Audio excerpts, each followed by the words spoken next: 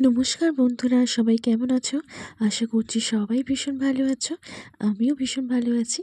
তো আজকে তোমাদের জন্য একটা মেকআপ ভিডিও টিউটোরিয়াল নিয়ে চলে এসেছি।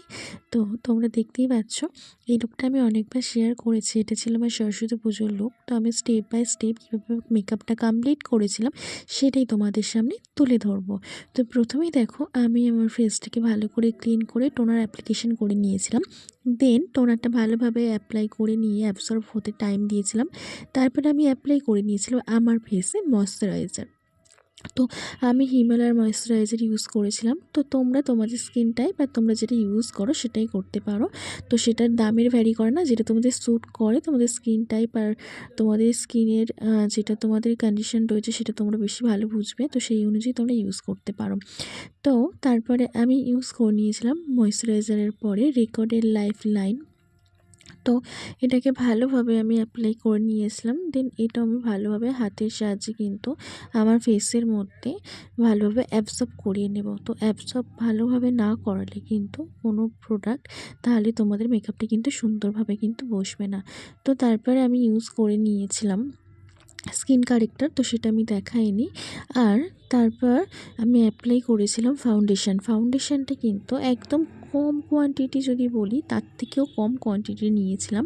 তো সেটা আমি অ্যাপ্লাই করে নিয়েছিলাম আমার কমপ্লেক্সন অনুযায়ী, ডার্ক আর একটা লাইট শেডে ভালো করে মিক্স অ্যান্ড ম্যাচ করে নিয়ে সেটা কিন্তু অল্প কোয়ান্টিটি একদম মানে যতটুকু না নিলেই নয় সেরকম পরিমাণ নিয়ে আমি আমার ফিঙ্গারের সাহায্যে কিন্তু অল্প অল্প করে কিন্তু প্রত্যেকটা জায়গায় কিন্তু লাগিয়ে নিয়েছিলাম। আর সত্যি কথা বলতে, যত কম প্রোডাক্ট ইউজ করবে দিনের বেলা কিন্তু ততই বেটার লাগবে দেখতে, খুব ন্যাচারাল। আর তারপরে আমি ইউজ করে নিয়েছিলাম আমার যেটা দিয়ে আমি ব্লেন্ড করব, ব্লেন্ডারেতে একটু স্প্রে ইউজ করে নিয়েছিলাম।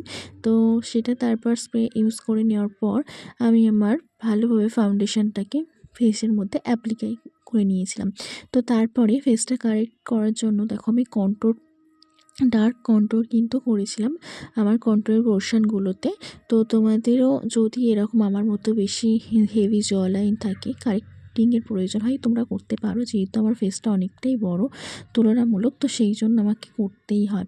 তো দেন আমি ব্লাশ অ্যাপ্লাই করে নিয়েছিলাম, পিছন থেকে ভাই এসে গিয়েছিল।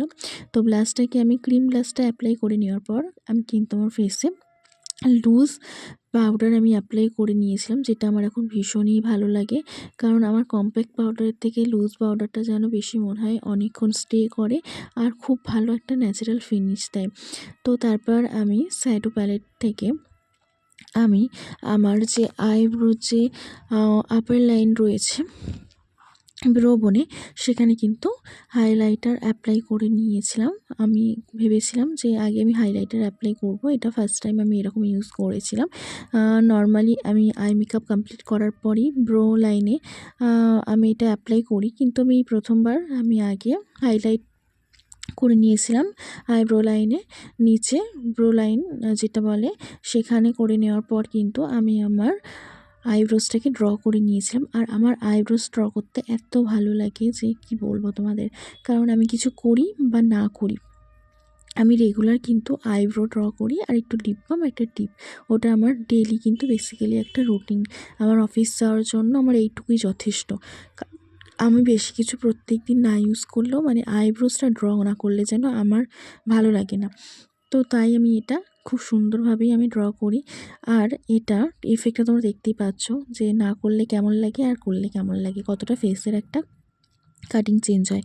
তো দেন আমি অ্যাপ্লাই করে নিয়েছিলাম ব্লাশ প্যালেট থেকে কিন্তু আমি ইউজ করেছিলাম আমার আইশ্যাডো।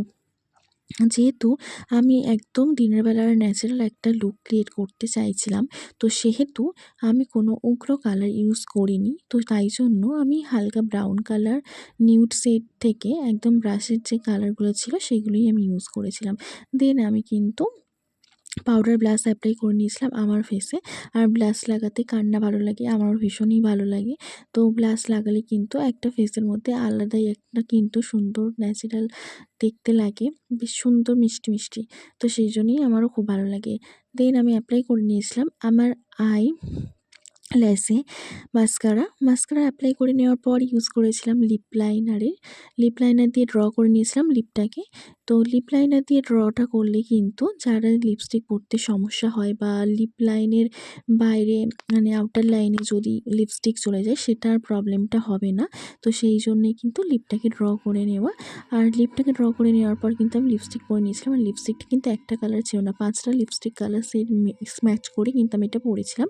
তার জন্য কিন্তু কালারটা দেখো তখন পিঙ্ক দেখালেও পরে নিউড কালার দেখিয়েছে। তো সেটা আমি তোমাদের সাথে শেয়ার করতে পারিনি, তার জন্য দুঃখিত।